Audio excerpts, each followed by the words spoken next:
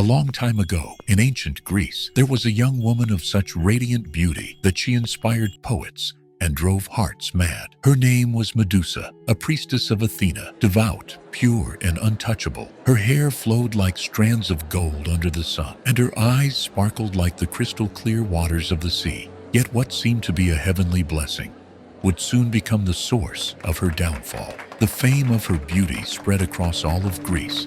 Medusa, however, never sought attention. Her heart belonged to the goddess Athena, and her life was devoted to the temple. But where there is beauty, there is also envy, and where there is purity, there are those who seek to corrupt it. Poseidon, the powerful god of the seas, saw Medusa and became captivated by her beauty. An obsession grew in his heart, and he resolved to have her, no matter the cost. Within Athena's sacred temple, where purity was law, Poseidon committed the unthinkable. He took Medusa by force, violating not only the young woman, but also the very goddess that the place revered. Medusa, devastated and powerless, had no idea her tragedy was only beginning. Athena, enraged at the desecration of her temple, turned her wrath not against Poseidon, but against Medusa. The goddess, in her relentless justice, transformed the young woman into a monstrous creature. Her hair became a nest of living serpents, and her gaze a weapon of death, turning anyone who dared to meet it into stone. Medusa, cursed and feared, was banished to a desolate island called Sarpedon. There, her only companion was solitude. Each day served as a reminder of her former life, now lost forever. As time passed, Medusa became a tale of terror.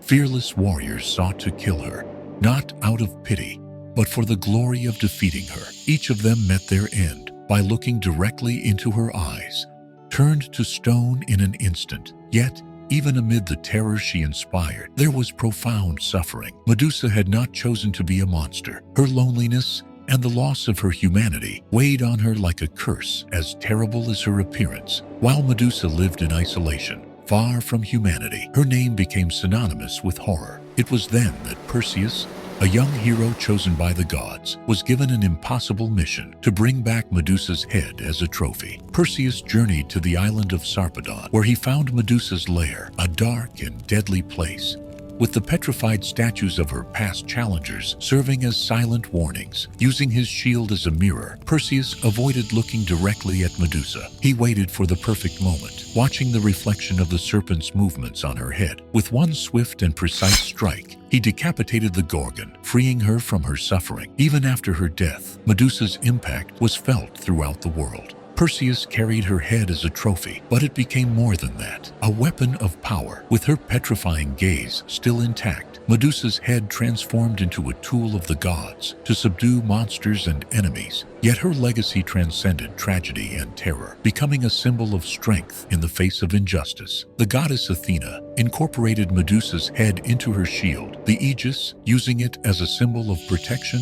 and strength. She who was once the victim of a curse became an icon of power and respect, proving that even in suffering meaning can be found. And so, Medusa remains eternal in history, not just as the monster who turned those who dared to look at her into stone, but as a symbol of resilience. Her story, marked by tragedy and injustice, echoes as a reminder that even in the face of cruelty, there is strength in what endures.